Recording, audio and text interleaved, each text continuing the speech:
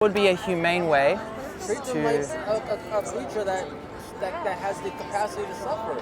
Don't put them in these little tiny. But you mean treat them with respect? Yes. So wouldn't respect, the definition of respect, wouldn't that dictate that you check in with the victim to see what they would like, what they can send? If it's possible. Well, I mean, you can read by body language, like you said, these animals cry and they fight for their lives. It's very obvious that they're expressing. Well, if you raise an animal in a natural, humane, but in a setting that's, that anybody would see, like, okay, that's good, and they don't know their entire life that they're actually food, is that as bad? Well, I don't think so. if you raise an animal, let's say from birth, because they're all bred into existence by the farmers. So let's say you raise an animal from birth, you feed them on time every day, you pat them, you give them a name even, you treat them with the respect you're talking about. And then, when they're 3 years old, while they're still babies, average age for a cow, when they can live to 20 to 25, they send them to a slaughterhouse. Well, why kill them at that age? Because it's a business. Well, you can't. I'm trying to alleviate the draconian mindset from. I'm trying to separate that from this. Yeah, but you can't, because we live in a world where animals are viewed as property. Well, you can. They just choose not to. There's a difference there. So let's say an idyllic farm that you're referring to right now, a small-scale farm. They only have 100 animals, let's say, roaming on grassy fields. They're getting fed on time, wholesome meals. They're kept warm when it's cold. They're kept cold while it's warm. Right. Now, at the end of that process, during that process, you have an express intent to execute them. And when that day comes, you put them on that truck. They get sent to a slaughterhouse. And by the way, most of the times, it's the same slaughterhouse that will murder all of the factory farmed animals. Yeah. So it's the same thing for those animals. They end up with the same fate. Yeah. And when you build that trust factor with the animal, raising them with so much respect, how about the betrayal when you actually put them on that truck? And they do know what's going on when they get on that truck. I've seen it, and I know that they do. And it was and really even hard if to watch. And even if they didn't know what was going on, we do. Yeah, but I think that we should, eating steak or eating any type of meat should be more like a delicacy and something that we have once in a blue moon, and not something that's consumed like every waking moment of our lives.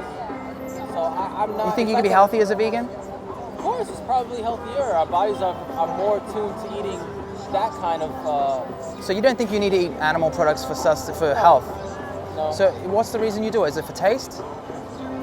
It's just taste, Yeah, right? mostly. Convenience, because you've always done it? I've been conditioned to be honest Right. with you, as most of us have. Yeah, right. And I understand that.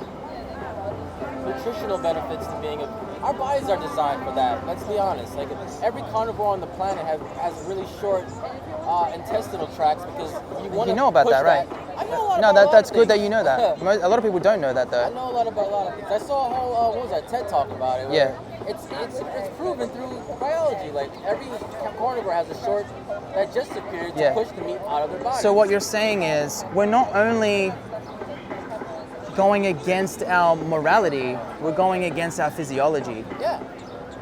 The only person who's winning out of this are the ones who own those industries. Mostly. And even you consuming animal products, you're saying that it's healthier to not do that. So you're harming yourself when you eat animal products, and you're harming the animals obviously first and foremost. So who exactly is winning? The people that Just them. I have nothing to do with. Yeah. I'm aware of all of this. You're Right, not telling okay. me stuff I don't know. Meat should be consumed, but it should be like a delicacy and something that we eat maybe once a week instead of. I don't think that the rate that we eat it is natural in any way, shape, or What form. rate would be acceptable morally? The rate that I stated. So what would? Delicacy levels, something that you eat once in a blue moon. Right. Your every day-to-day meals are more plant-based. Yeah. And the time that you go out to celebrate maybe like a graduation or something, like you may have some meat. Like I think it should be like a delicacy and not something that's. But just to be morally consistent, for those small number of animals that you're referring to who would be killed in that scenario, if you put yourself in their position for a moment, how can we justify it? I know what you're saying, like I get that. But it's like, who are we to say, who's making up these rules though? Well, you just said you're against animal exploitation, so I'm going by your values. We're at the extreme end of this lifestyle now. Like it's something I've seen is out of control. Would you say that with any other injustice? Like sexism, You know child it? abuse? I am not black, of course I know it. No, but I'm saying, would you take that position? Would you say that it would be too extreme to avoid it all? That we should still do it sometimes? No. Damn, that was a good point. That was a good rebuttal. Because that's what it comes down to, man. If you say you're against, if you think this is an injustice and you're against animal exploitation, which is the correct moral position, then why would we take shortcuts on this and not on everything else? Now we're comparing human life to animal life, though. Only in our capacity to suffer. That's where the injustice lies. I'm not saying that we want them to have the rights to drive cars and vote. We just want them to have the liberty over their bodily integrity. Rights to their lives. I don't disagree. I personally don't think I could be vegan, though. My brother was pescatarian. That's what it is, right? Pescatarian? Pescatarian means that you'll eat fish and dairy. Pescatarian. And I used to eat way more than I do now because I have become more conscious of this stuff. Are you thinking about what you'd miss out on? I'm thinking of what I would have to eat to substitute. To feel satisfied? Yeah, to substitute it. Are you open to figuring that out though? Because you know, they're saying when there's a will, there's a way. This experiment where they're trying to figure out what makes meat, what makes it taste the way it does. And a lot of it is kind of like the blood. So they have like these experiments where they have basically plant-based burgers. Yeah. And they try to soak them in that and I heard they taste really well. I'm waiting to try one. If that works, I would consume that. I don't have a problem. But they're available right now. It's Impossible Burger you can get from over there. It tastes good though. Impossible Burger is my favorite plant-based meat in terms of being the closest thing to flesh, taste-wise. No one goes vegan because they don't like the taste of animal products. No, it's usually healthy. It's immoral, that's why we do it. Well, that's it. And then if you do it mindfully, you eat a whole foods plant-based diet, you can add years to your life and reduce your risk of chronic diseases. But it's conditional. You can also be a junk food vegan. You could eat chips, chocolate, ice cream. Chocolate would be dark chocolate, no dairy in it. And you're gonna be vegan, that's morally acceptable, but health-wise I'd have a concern, and that's a separate issue. So you can be much healthier, and it's scientifically proven that it is healthier, like you said, to be vegan and to eat mindfully, like a whole foods plant-based diet. But when it comes to these substitute products that you're speaking about, like the plant-based meats, Impossible Meat and Beyond Meat, those two companies have the best plant-based meats out at the moment. And the more we buy those products, the better those industries will get at making those products, and even at a cheaper price.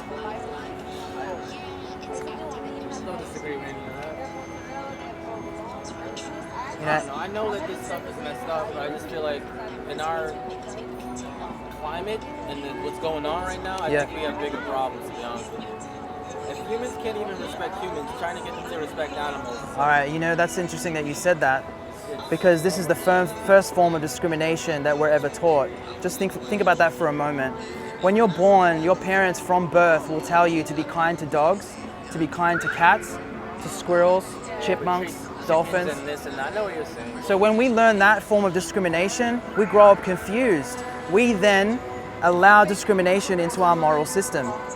So if we can learn to respect, rather, the life of a chicken, even an oyster or a bee, I respect all of that. then we can learn to respect each other, I'm sure. Because then someone of a different color is not going to be a far stretch for us to imagine respecting when we are talking about sentient beings that we don't even relate to, like crabs and lobsters. To be fair, there are more people that would be up in arms about dogs in cages than the kids that are currently in cages. So I care about the fact that this is happening. Yeah. There are people that would be more angry about an animal in that cage than what's happening right now at the borders. So I don't... It's not one or the other though, is it? It's not, it doesn't have to be. But being a person who is marginalized, I see how hard people go to fight for certain rights, but then they leave all these other people behind. But you could be vegan whilst also caring about other issues and speaking up against other issues, right? You can. I'm not saying you can't. Yeah, so we're not look. I'm saying we need to focus on humans right now, very much so. There's just so much unnecessary suffering going on. Well, I have to disagree with you, my man, If we start because raising people's vibrations and we have a collective consciousness that people become more empathetic and compassionate, then all those other things trickle down. It's like that becomes a trickle down effect. You're gonna care more about those things if you know, let's start from the root of this, you know what I mean? But You said I just explained that discrimination the is taught. first form of discrimination is speciesism. As a child, yes. So if that's the root, then we should address that, right? That's the root cause of discrimination in our moral system. I don't think that's the first version at all, personally. How is it not? I don't think that it is. So you're not taught to discriminate against animals growing up? Are you though? Well, you're told to eat chicken, fuck chickens, fuck cows, fuck pigs. Are you talking about the pet versus food? Yeah, like if someone was abusing a dog, you're taught to think of that person as an asshole. To have sympathetic Yeah, empathy. reactions to. Yeah, but when it comes to cows, chickens, and pigs, that's too extreme to imagine giving them their liberty. Not to me, and not to a lot of the kids that I see nowadays. I've seen a lot of videos of children just like pleading with their parents not to cook something, like Yeah. a crab or something, Yeah. crying. Because Someone. they're still tapped into that. They're still tapped into that universal love that we're all born with. Yeah, And society. they're not as kind of- conditioned. Right, and society does its job to erase that from us. Yes. To make things easier for us to stomach. And I get all of that, bro. I get it all. So a lot deeper I'm- than I look sitting here eating Chipotle. But- I can assure you. No, I appreciate talking to you, man, because it is about deprogramming ourselves. You know, there are two kinds of people when it comes to veganism. Those who say being vegan is hard, and those who say being vegan is easy. And the difference, I wouldn't say it's easy. yeah, and so the difference between those who say that being vegan is easy and those who say being vegan is hard is that those who say that it's easy are focused on the victims. You have to remember that we forget that animals are victims with the conditioning we have. Within that conditioning, we actually forget completely that they are victims. Just like children are victims, just like any other group of beings that are being marginalized are victims. And those who say that being vegan is hard are focused on their own discomforts themselves, essentially, not the victims. So let me just leave you with that, because if you do think of them for just a moment and what it would be like to be in their position, it'll make your choice to be vegan in the moment so much easier. I've seen videos of what they do to male chicks in barns. They're alive for like 6 seconds and then they put them in a blender alive. When you buy an egg, no matter where it came from, which farm, they all do that to the male chicks. They either get gassed or they get killed right minced. away. Let me give you a card, man. The number one benefit for you to be vegan, I mean, obviously the benefit for them is they no longer have to be exploited by you personally, but your personal benefit is that you no longer have to have this on your conscience. You no longer have to have the blood of innocent animals stained on your hands. If you do it correctly, you can add years to your life, you know, all that kind of thing. And then the environment, you can drop your footprint all the way down as a human being when you go vegan, because it's the greenest thing that you can do for our world. If you want clean rainforests and clean oceans and clean air for yourself, for your children, for your friends, your family, then we have to make choices. Our choices really dictate that, and we have to make choices that take that into consideration. We can't just wish a clean world into existence while making choices that support the direct opposite. That's fair. I will say that one of the biggest reasons that a lot of my friends don't go vegan, or I shouldn't say don't go, consistently stay vegan, is because of money. To eat healthier is a lot more expensive than it is to eat cheaply.